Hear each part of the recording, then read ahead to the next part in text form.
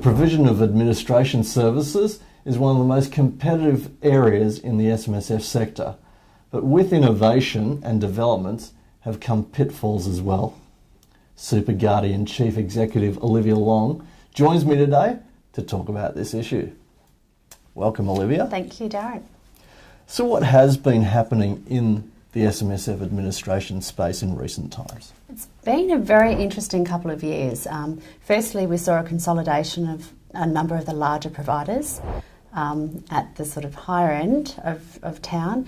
But more recently, in the last 12 months or so, we're seeing an increasing number of SMSF specialists or people claiming to be SMSF specialists setting up specialised businesses that really tend to be your one-man band operation. And obviously with innovation has come some cost reductions as well. Now that's not necessarily all positive, is it? No, let's talk about, there's an emerging number of administrators who are promoting themselves as low-cost providers. Now the issue with this is sometimes cheap can mean nasty, and sometimes these providers may be providing a very basic level of service, and so the trustees signing up and engaging with them to establish their SMSF don't know what they're missing out on. So we're starting to see an emergence of people establishing SMSFs with low-cost providers but not getting the level of service or hand-holding that they need to be able to manage their funds. So you talked about some development, one-man bands, obviously lower cost services as well. Yeah. But if SMSF trustees are looking to set up a fund and obviously looking for an administrator to help them with that and the running of the fund, what are some of the elements that they should take into account? Okay, one of the first things I think trustees need to ask themselves is really how engaged do they want to be with their super fund? So essentially, and with that engagement, do they want to be looking after the investments or do they want to be focused on the administration? Because a lot of trustees that we deal with are happy to make investment decisions about the fund but aren't so good with the day-to-day bookkeeping. The other question is, do they want to, or do they have time, and do they want to handle all the paperwork? Because an SMSF is quite administration based, and to satisfy an SMSF audit you need to be able to produce all your source documents, and a lot of people don't realise that going into it. So if you're going to be handling the administration yourself, it can be a rather large task. So if a trustee selects an administrator which is not suitable for them and has a fairly disastrous result, how disastrous can the result be? Can it lead to, say, the fund being non-compliant? It can. And look, what we're seeing is people establish their funds, they're not getting the support or the technical advice that they need, and they're probably not researching and understanding SMSF as well as they should be in order to be a trustee. So unless someone's prepared to understand SIS legislation inside out or know the rules in their entirety, it is possible for things to go wrong because they simply don't know what they don't know. Things like the in-house asset rule or breaching contribution caps or not satisfying pension compliance requirements, some of the basics we're seeing people get wrong.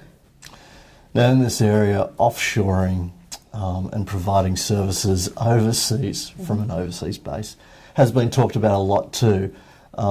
Is there anything trustees should look towards if they find out their administrator has offshoring capabilities? There is, and look, in all honesty, offshoring is becoming a part of business, I think, across all industries.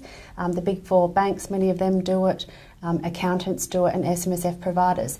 But the thing people need to be asking themselves is, be quite open with your provider. Are you operating an offshore office? And then have a look at the provider's scale, because if you've got someone who's dealing with 1,000 or 2,000 funds, they're likely to have a better infrastructure around security of privacy, IT policy, security of data, as opposed to your one-man band with 50 funds that they're sending off to Vietnam. You want to make sure that the infrastructure's there to protect your data and your privacy. Now, not only offshoring, data feeds have been another big talking point as far as administration providers go. Is this a massive value add? Is this something that people should gravitate towards and think that that's a good service if it has data feeds? Yes, I believe data feeds in general are revolutionising the accounting industry. They've done it with non-SMSF via Xero. There are other providers in the SMSF industry. And basically a data feed is simply the delivery of information from a provider such as a financial institution, to the SMSF specific software. So the data is coming direct, there's no need for trustees to get involved. It minimises administration, it creates efficiencies, administrators can pass on those efficiencies via cost savings. So in many ways, the data feed themselves is revolutionising the way we do accounting. So if I could ask you in summary to sort of just highlight some points that trustees should look at as far as administration service provision goes. Okay, the first question is, what is the level of qualification of the people providing the service? Anyone can put together a fancy website these days. The question is, who are the group behind the website? If that's not transient and they're not upfront about that, that's an issue. How many funds do they administer? Anyone with less than 100 funds isn't likely to have the level of expertise where they should be calling themselves a specialist. And ask the question as to what are they getting? So compare what you're actually receiving for the money you're paying versus what others are providing. Because quite often there's quite a distinct gap analysis and people don't realise it. And for the true DIY trustee, I think the best way to administer your fund and stay on top of it during the financial year is to have access to information as you go, not after the end of the year by way of an annual set of accounts.